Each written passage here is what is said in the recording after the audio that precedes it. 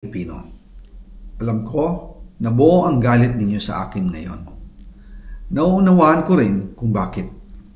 Lalo na at malaki ang halagang nakataya.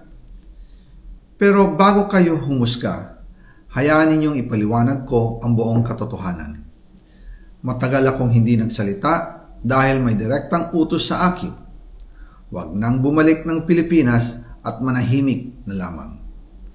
Umalis ako noong July 19, 2025 para sa aking medical check-up. Nakaplanong bumalik pagkatapos ng SONA ni Pangulo.